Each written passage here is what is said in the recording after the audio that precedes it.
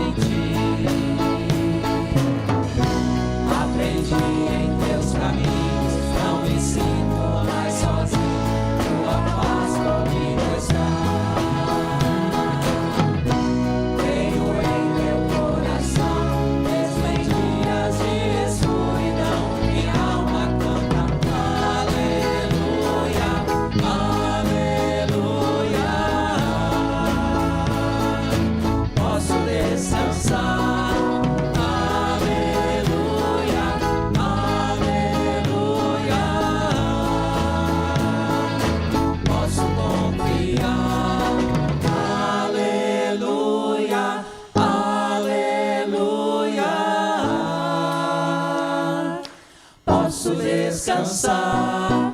Aleluia, aleluia. Posso confiar. Aleluia, aleluia.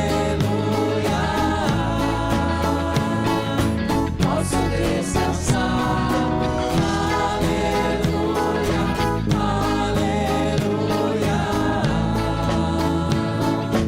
Posso confiar.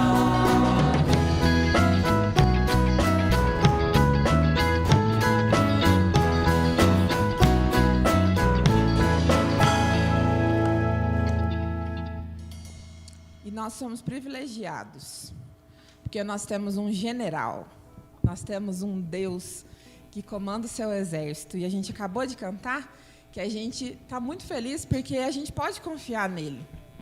E esse mesmo Deus, ele merece o nosso louvor, não só cantado, não só sentido, mas com o nosso corpo, utilizando gestos, utilizando palmas. E nessa música eu quero convidar a igreja inteirinha para fazer os gestos. Eu vou ficar até aqui do lado. Para todo mundo fazer os gestos. As crianças me ajudam, viu? Porque as crianças sabem fazer gesto. Vamos ensinar esses adultos a fazer gestos, certo? Então vamos louvar a Deus com o nosso corpo.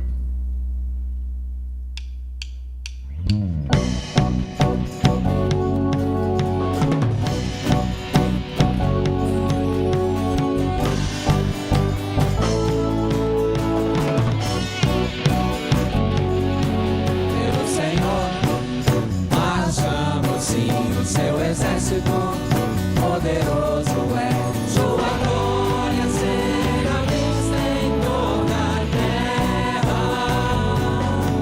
Vamos cantar o canto da vitória. Glória a Deus, vencemos a batalha. Toda arma contra nós perecerá. O nosso general é Cristo, seguimos os seus passos, nenhum inimigo nos resistirá. O nosso general é Cristo, seguimos os seus passos, nenhum inimigo nos resistirá. O Messias, marchamos sim em sua mão, a chave da vitória que nos leva a nos subir à terra prometida. Pelo Senhor, marchamos sim, o seu exército poderoso é. Sua glória será vista em toda a terra. O nosso general é Cristo, seguimos os seus passos, nenhum inimigo nos resistirá. O nosso general é Cristo, seguimos os seus passos, nenhum inimigo nos resistirá. Nenhum inimigo nos resistirá.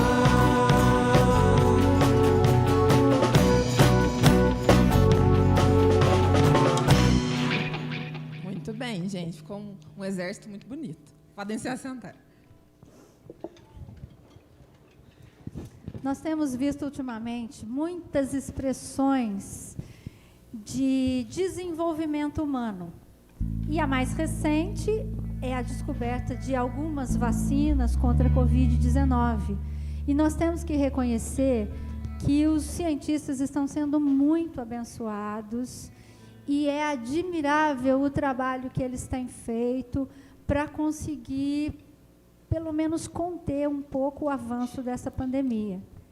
E, assim, muitas outras coisas. Vocês conseguem imaginar como era a vida do ser humano antes da anestesia?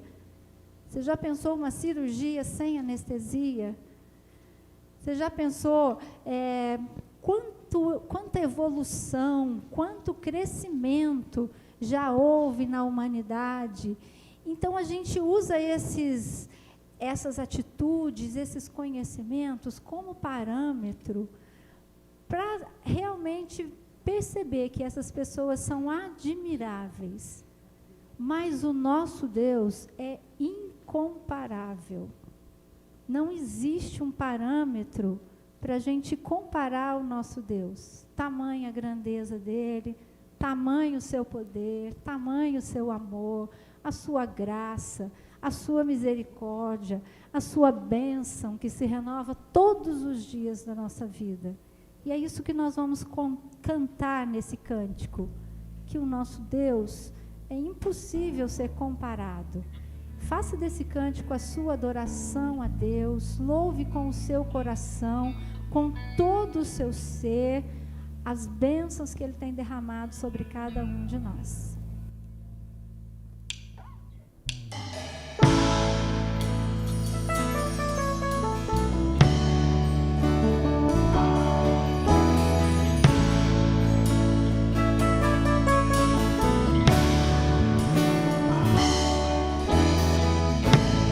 Meu Jesus, Salvador, outro igual não há. Todos os dias quero louvar as maravilhas de teu amor. Bom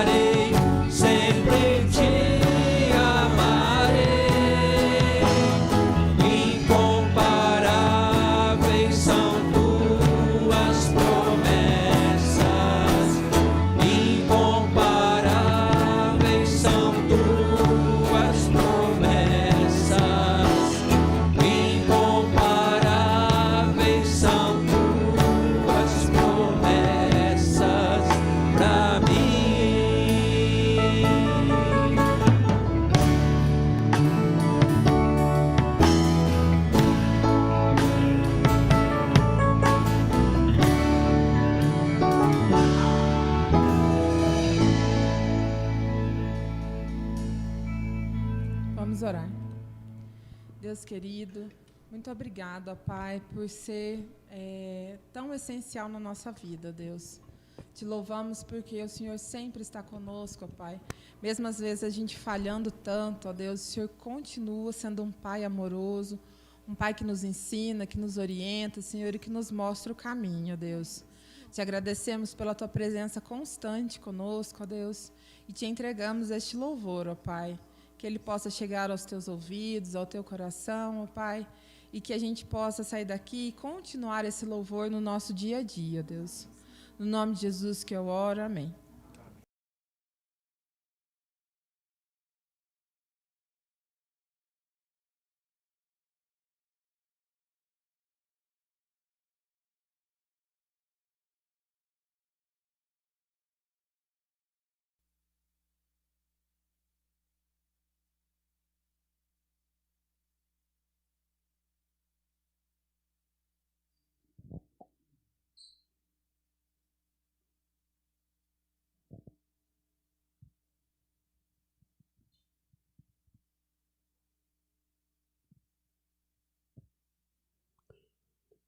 Boa noite a todos que estão aqui no templo. Boa noite a todos que assistem em suas casas. Hoje culto missionário. E nós vamos ler no livro de Atos 14, de 19 a 22, um texto.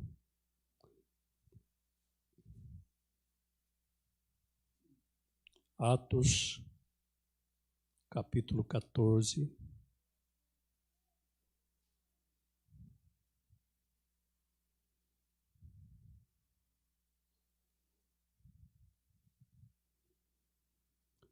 Nós vamos ler do versículo 19 ao 22, que diz assim: Sobrevieram, porém, os judeus de Antioquia e Icônio, e instigando as multidões, apedrejando a Paulo, arrastaram-no para fora da cidade, dando-o por morto. Rodeando, porém, os discípulos, levantou e entrou na cidade, no dia seguinte partiu com Barnabé para Derbe. E tendo anunciado o evangelho naquela cidade e feito ali muitos discípulos, voltaram para Listra e Icônio e Antioquia, fortalecendo a alma dos discípulos, exortando-os a permanecer firmes na fé e mostrando que, através de muitas tribulações, nos importa entrar no reino de Deus.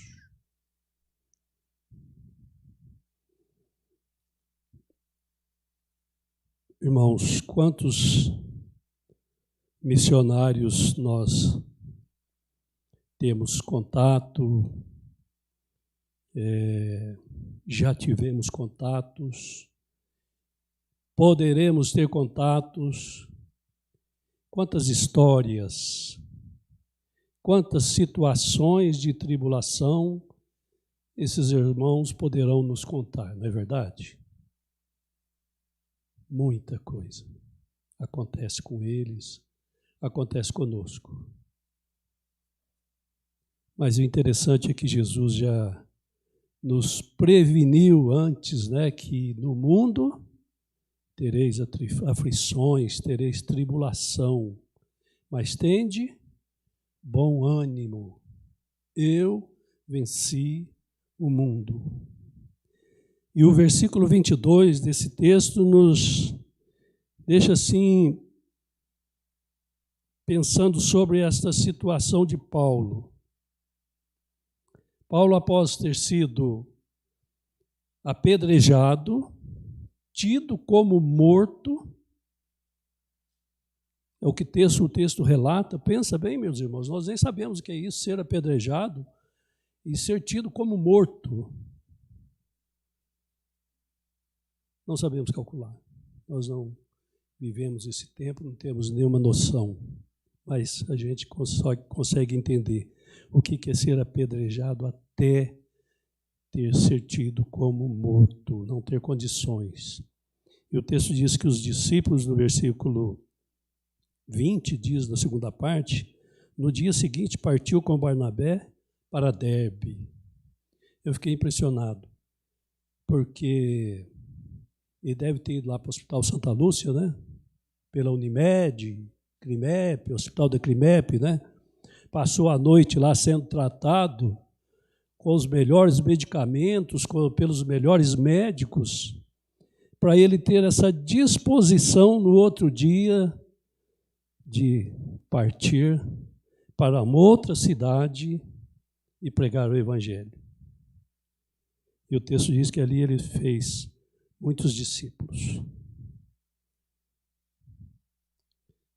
Às vezes nós não conseguimos compreender, né, os meios que Deus usa para que a sua palavra seja pregada. Muitas vezes nós não conseguimos compreender onde tantos pastores, missionários ou pessoas da igreja, cristãs, encontram força, ânimo para pregar a palavra de Deus. Mas é porque eles sabem, conhecem a palavra, conhecem a promessa de Deus e sabem que, como diz Paulo aqui no versículo 22, fortalecendo a alma, antes quero dizer o seguinte, pensar o seguinte com os irmãos. Aparentemente aqui os discípulos ficaram muito desanimados, né? Com essa situação de Paulo, com esse sofrimento, com essa agressão, por ele estar pregando ali o Evangelho. E o versículo 22 diz o seguinte, fortalecendo a alma dos discípulos, exortando-os a permanecer firmes na fé, mostrando que através de muitas tribulações nos importa entrar no reino de Deus. Que confiança, que certeza, que esperança do apóstolo Paulo. E Deus não tem outra receita para nós hoje. É a mesma de Paulo, é a mesma de muitos mártires que morreram pelo Evangelho. Nós sabemos que hoje, no mundo atual, né, pessoas estão sendo sacrificadas, como no Afeganistão e tantos outros lugares. Aqui no Brasil a gente sabe que tem missionários sofrendo dificuldades extremas, tribulações por causa do Evangelho. Eu queria pensar com os irmãos nessa noite que cabe a nós, como igreja, sentadinho aqui no banco, no conforto da nossa casa, no nosso trabalho, no nosso dia a dia, não esquecer desses irmãos. Em oração, constante oração. E contribuir também para que esses irmãos tenham o mínimo necessário. Porque alguns nem o mínimo necessário têm tido. E a gente percebe que eles são como o apóstolo Paulo. Não desiste. Não desiste. Perseveram pregando a palavra, mesmo nas piores tribulações. Que Deus nos dê sabedoria e coragem para enfrentarmos as lutas diárias, as tribulações, e que nos faça permanecer firmes na pregação da palavra, na propagação do Evangelho. Amém, irmãos? Vamos cantar o hino de número 274. Enquanto isso, os irmãos que trouxeram as ofertas, pode colocar na salva aqui na frente, para ser distribuído para os nossos missionários.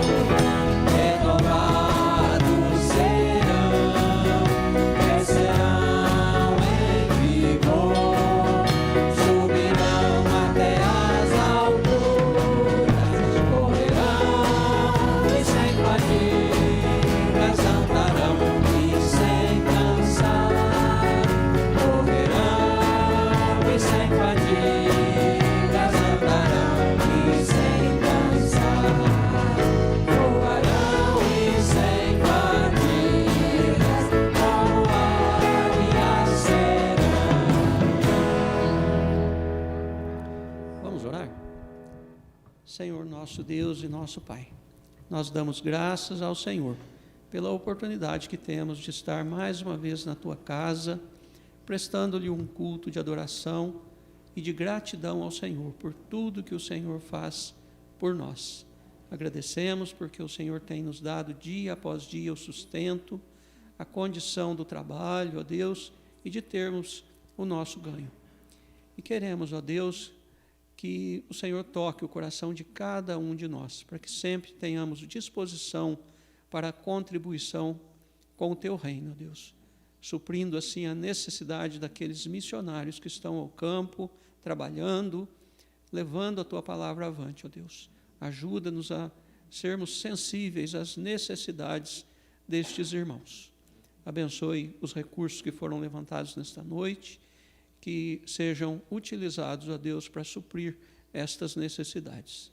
Nós oramos agradecidos em nome do Senhor Jesus. Amém.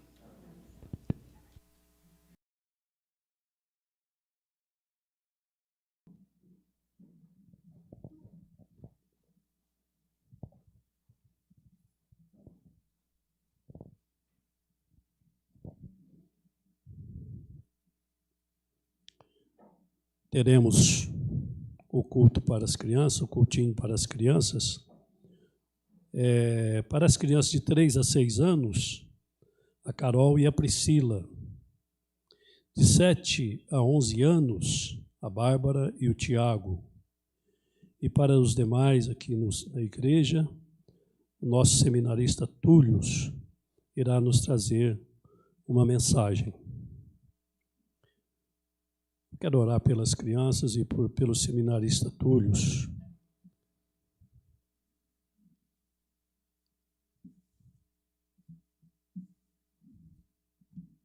E para cada um de nós, para que nós possamos receber, entender e aplicar as mensagens que vamos ouvir através dos professores do nosso seminarista Túlio. Senhor nosso Deus, nós queremos, Pai, nos colocarmos diante de Ti, neste momento, para que o Senhor nos ilumine, para que o Senhor nos dê, ó Deus, entendimento daquilo que vai ser dito pelo Túlio e pelos professores para as crianças. Permita, ó Deus, que nós compreendamos e coloquemos-nos em prática aquilo que a Tua palavra vai nos expor através desses irmãos. Em nome de Jesus. Amém. Amém.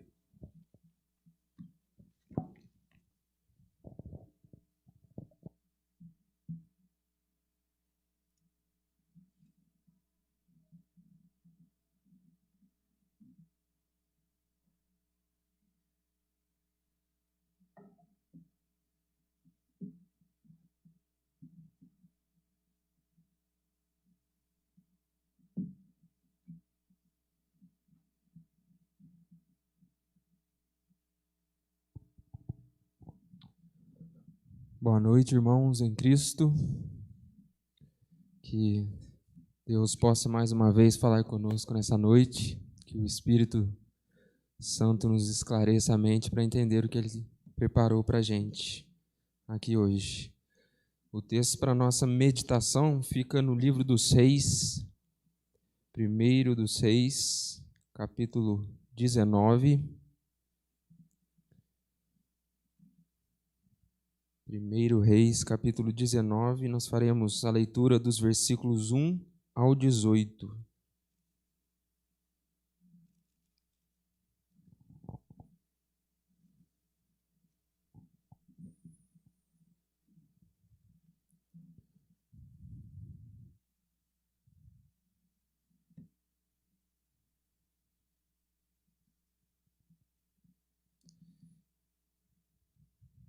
Diz assim a palavra: Acabe fez saber a Jezabel tudo quanto Elias havia feito e como matara todos os profetas à espada.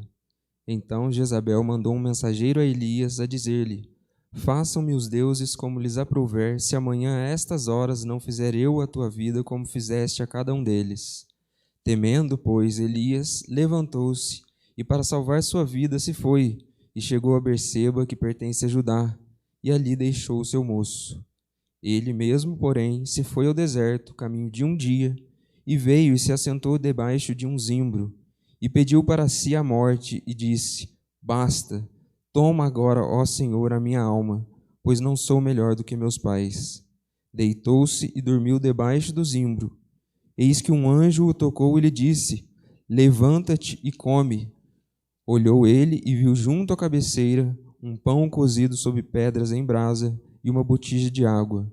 Comeu, bebeu e tornou a dormir. Voltou segunda vez o anjo do Senhor, tocou-o e lhe disse: Levanta-te e come, porque o caminho te será sobremodo longo. Levantou-se, pois, comeu e bebeu, e com a força daquela comida caminhou 40 dias e 40 noites até Horebe, o monte de Deus. Ali entrou numa caverna, onde passou a noite. E eis que lhe veio a palavra do Senhor e lhe disse: Que fazes aqui, Elias? Ele respondeu: Tenho sido zeloso pelo Senhor, Deus dos exércitos, porque os filhos de Israel deixaram a tua aliança, derribaram os teus altares e mataram os teus profetas à espada, e eu fiquei só, e procuram tirar minha vida. Disse-lhe Deus: Sai e põe-te neste monte perante o Senhor. Eis que passava o Senhor, e um grande e forte vento fendia os montes e despedaçava as penhas diante do Senhor. Porém, o Senhor não estava no vento. Depois do vento, um terremoto, mas o Senhor não estava no terremoto. Depois do terremoto, um fogo, mas o Senhor não estava no fogo. E depois do fogo, um cício, ou uma brisa, tranquilo e suave. Ouvindo, Elias envolveu o rosto no seu manto e, saindo, pôs-se à entrada da caverna. Eis que lhe veio uma voz e lhe disse: Que fazes aqui, Elias? Ele respondeu: Tenho sido em extremo zeloso pelo Senhor, Deus dos exércitos, porque os filhos de Israel deixaram a tua aliança, derribaram os teus altares e mataram os teus profetas à espada. E eu fiquei só, e procuram tirar minha vida. Disse-lhe o Senhor: Vai, volta ao teu caminho para o deserto de Damasco, e em chegando lá, unge a Azael, rei sobre a Síria. A Jeú, filho de Ninzi, ungirás rei sobre Israel. E também Eliseu, filho de Zafate, de Abel-Meolá, ungirás profeta em teu lugar. Quem escapar à espada de Azael, Jeú o matará. Quem escapar à espada de Jeú, Eliseu o matará. Também conservei em Israel 7.000, todos os joelhos que não se dobraram a Baal, e toda a boca que o não beijou. Amém. Irmãos, Elias era um grande profeta, um grande homem de Deus. Se nós puxarmos algumas páginas atrás aqui, podemos ver alguns milagres de Elias, como, por exemplo, a profecia da seca, onde Elias profetizou que 3 anos e meio haveria seca naquela terra, e de fato houve, e depois ele orou ao Senhor e a chuva caiu sobre a terra novamente. A viúva de Sarepta, onde faltava alimento na sua casa, e Elias, durante a sua hospedagem dentro da casa dela, não mais faltou alimento. As tigelas de farinha e azeite prosperaram com alimento durante a hospedagem de Elias ali. O filho da viúva veio adoecer, morreu, e Elias o trouxe de volta à vida. No capítulo anterior a esse, Elias enfrenta profetas pagãos, 450 profetas de Baal, onde ele pede para fazer um sacrifício, ele e os profetas pagãos, e o Deus que queimasse o sacrifício, esse então era o verdadeiro Deus. Obviamente, Baal não responde às orações, mas Deus atende às orações de Elias, queima o sacrifício, e Elias mata os 450 profetas de Baal. Então, Elias era um homem ousado, um profeta grande, um homem de Deus. Mas e se alguém não conhecesse, não lesse esses milagres anteriores de Elias e lesse apenas este capítulo, o capítulo que lemos aqui? Qual será a imagem que faria de Elias? Esse homem corajoso, esse homem forte, esse homem ousado? Talvez, eu acho que não. Talvez de um homem aflito, um homem angustiado, um homem depressivo, um homem fraco. Se lesse apenas este capítulo. E essa é a primeira pergunta que nós podemos fazer. Por quê? Por que Elias chegou nesse estado? Por que Elias se encontra neste capítulo dessa maneira? Eu acho que tem 3 aspectos no estado de Elias: o desgaste físico, emocional e mental, em que ele se encontra neste capítulo. E eu consegui pensar algumas questões para que Elias chegasse nesse ponto. Primeiro, a seca mesmo, nesse período de 3 anos e meio, com certeza não deveria ter sido fácil conviver naquele período, 3 anos e meio de seca. Então, aquela região toda em intensa seca, sobrevivendo em meio a esse ambiente, com certeza desgastou não somente ele, mas todos que ali estavam vivendo. O episódio dos profetas. Imagina a matança dos 450 profetas. Algo também que levou Elias a um desgaste. Mas o povo de Israel estava distante de Deus. O povo de Israel estava afastado dos caminhos de Deus. E isso, para um profeta, era algo extremamente doloroso.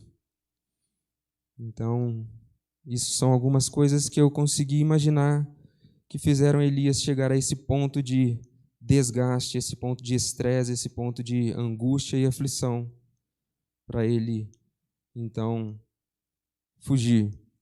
É lógico que a morte dos 450 profetas levantou a ira de Jezabel e fez com que ela, então, mandasse matar a Elias, e o medo da morte dele foi um gatilho para todo esse estresse, um gatilho para todo esse acúmulo de sofrimento que ele estava tendo. Mas isso também me faz pensar que nós também não estamos isentos desse desgaste físico, mental e emocional. Independente da nossa devoção a Deus, independente da nossa fé, independente do nosso caráter ou da nossa personalidade, assim como Elias. Ele era um homem de fé, ele era um homem de Deus, tinha uma devoção a Deus, um caráter e uma personalidade forte, mas chegou nesse estado de desgaste. Mas a diferença é que nós vemos aqui no versículo 4, que ao Elias gritar pela morte, ele grita ao Senhor. Ele fala: basta, toma agora, ó Senhor, a minha alma, pois não sou melhor do que meus pais. Ele não grita aos 7 ventos, ele grita ao Senhor. E o Senhor responde à oração dele. O Senhor conhece as nossas necessidades. Elias precisava ser curado nesses 3 aspectos. Ele estava sofrendo fisicamente, emocionalmente e mentalmente. Mas Deus iniciou o processo de cura fisicamente, porque a primeira atitude de Elias é chegar e se deitar e dormir. Ele estava desgastado. E Deus envia um anjo com comida, com alimento, porque sabia que Elias estava desgastado fisicamente. Essa é a primeira atitude de cura que Deus envia para Elias. Deus envia um anjo com comida, Elias come e adormece. Descansa o seu físico. Novamente o anjo o acorda, Elias come de novo e adormece novamente. E depois que Deus libera essa cura física sobre Elias, Elias se recompõe fisicamente, ele está pronto para seguir o seu caminho. Aí nós lemos no versículo 8: levantou-se, pois, comeu e bebeu, e com a força daquela comida caminhou 40 dias e 40 noites até Horebe, o monte de Deus. Então, Deus então liberou a cura física sobre Elias nesse momento. Elias está reestabelecido em seu físico e pronto para seguir o caminho que ele precisava seguir. E aí Deus parte para a segunda fase de cura dele, que é a emocional, com uma simples pergunta, que está no versículo 9. Ali entrou numa caverna onde passou a noite, e eis que lhe veio a palavra do Senhor e lhe disse: que fazes aqui, Elias? Deus então começa a curar o emocional de Elias, com uma simples pergunta: que fazes aqui, Elias? Por que você está aqui? Por que você está fugindo? O que está acontecendo?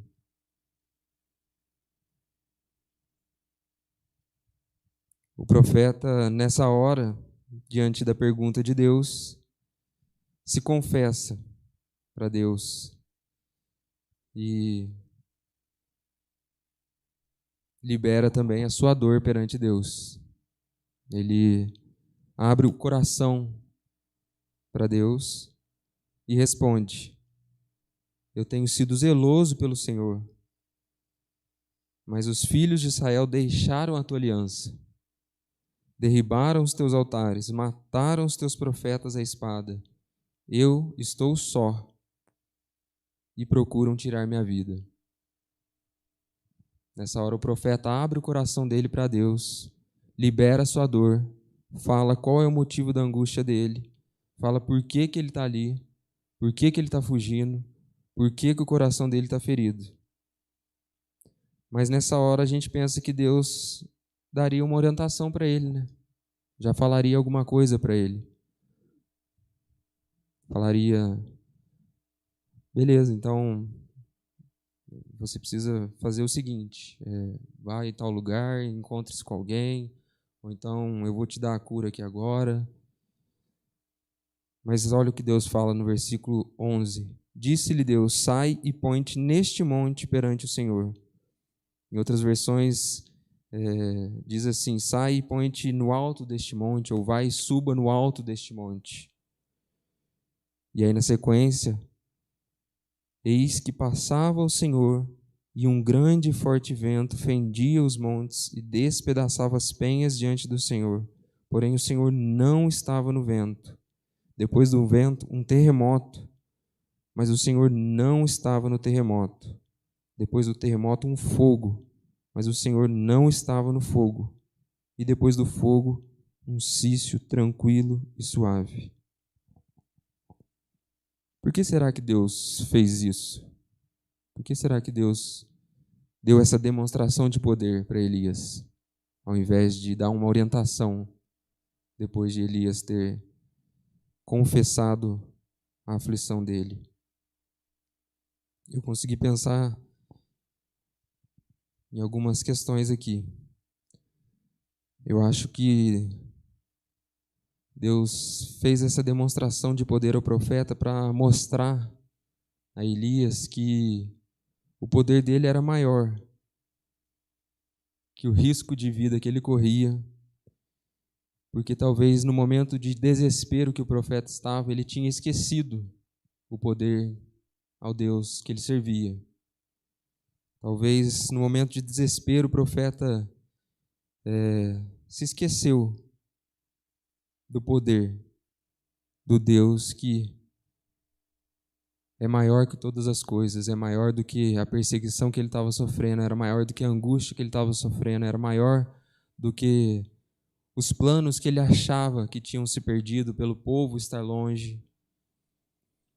E isso às vezes acontece com a gente, né? A gente tem a tendência de esquecer o Deus que a gente serve, mediante a tribulação que a gente passa, mediante os problemas que a gente passa.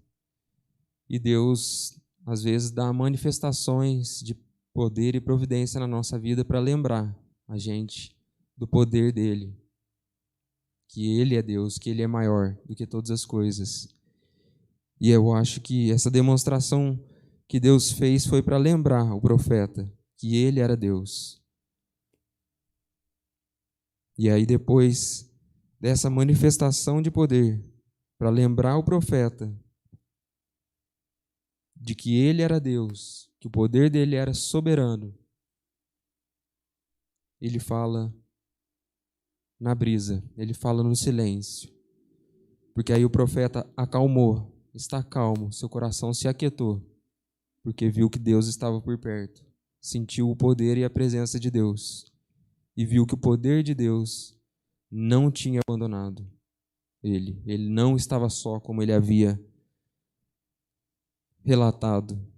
Eu fiquei só e procuram tirar minha vida. E Deus mostra para ele: não, você não está só, o meu poder está aqui. E depois dessa demonstração, Deus fala com ele novamente e pergunta: que fazes aqui, Elias? Novamente.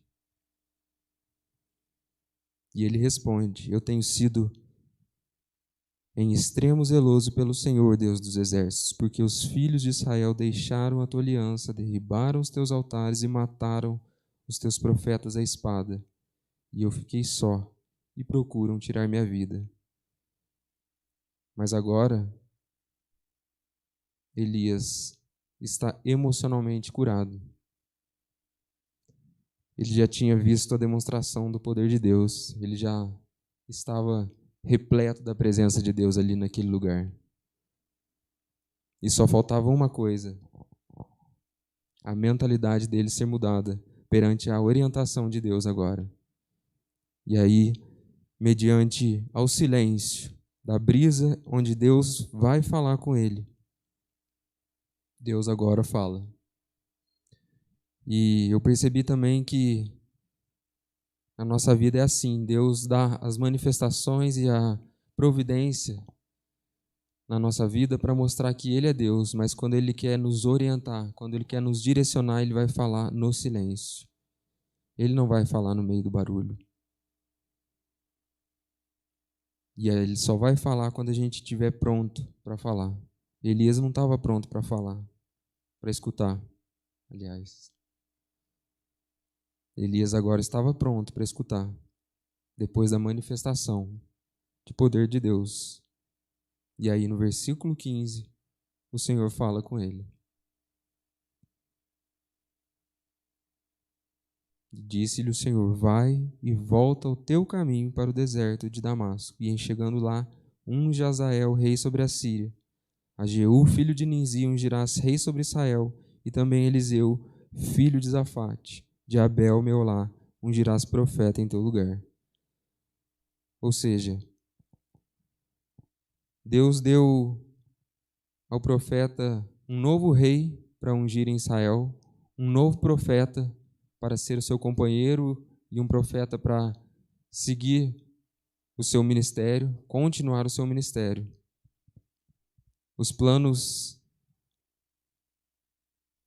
de Deus para a vida de Elias não estavam perdidos. Elias se desesperou, Elias estava angustiado, mas os planos de Deus estavam todos sob controle. E conosco é a mesma coisa. Deus sempre vai dar continuidade nos seus planos, apesar das nossas tribulações. Quando a nossa vida está nas mãos de Deus, quando a nossa vida está diante de Deus, Ele sempre vai dar continuidade nos planos dele, independente da nossa tribulação, independente do momento em que nos encontramos. A conclusão é que quando entregamos a vida nas mãos de Deus, Ele sempre vai dar continuidade. Seja na alegria, seja na tristeza, seja com um grito de aleluia ou um grito de morte, como deu o profeta. Mas que seja para Deus, nas mãos de Deus, os planos dele sempre terão continuidade. Que possamos nos lembrar disso a todo momento, porque os planos de Deus nunca são frustrados, estão todos sob controle, nas suas mãos. Amém?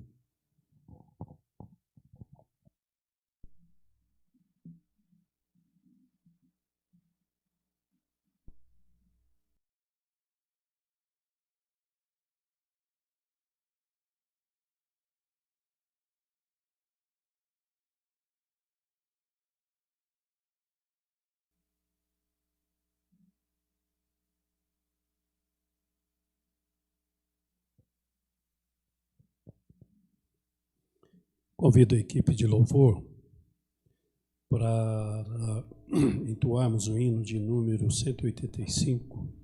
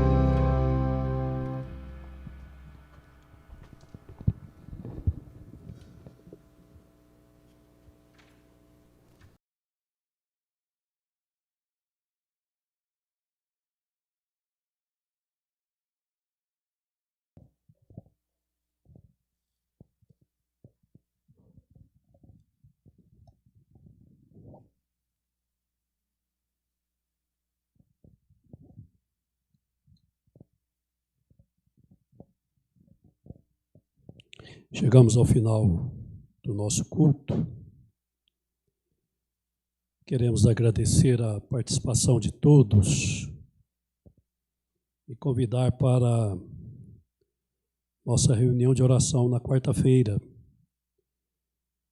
que estará sob a responsabilidade do presbítero Milton e do presbítero Eduardo, às 20 horas. Todos estão convidados a participar da nossa reunião de oração aqui no templo. Que bom poder convidar já para a escola dominical, não é? Quanto tempo ficamos sem escola dominical. Fica aqui o convite também para a escola dominical no próximo domingo, às 9 horas da manhã. Todos convidados. Trazer nossas crianças novamente, né? Que bênção. Vamos colocar de pé? O seminarista Túlio irá fazer a oração final e eu impetrarei a bênção e assim estaremos despedidos. Oremos. Santo Deus e Pai, obrigado por mais este dia de culto que pudemos realizar em Teu nome. Obrigado porque o Senhor tem provido tudo de que precisamos, ó Pai.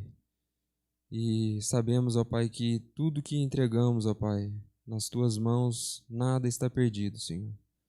Que o Senhor possa nos lembrar, ó Pai, constantemente que o Senhor é Deus sobre as nossas vidas, que as aflições, as tribulações, ó Pai, que passamos são pequenas, ó Pai, perto do Teu poder, perto da Tua providência nas nossas vidas, ó Pai. Que o Senhor possa levantar, ó Pai, a cada dia a Tua graça, a Tua misericórdia e o Teu poder sobre as nossas vidas, ó Pai, diante das nossas aflições e tribulações, ó Deus. Guarda-nos, ó Pai, nesta semana e protege a cada um com o Teu poder, ó Pai. Essa é a nossa oração em nome de Jesus. Amém.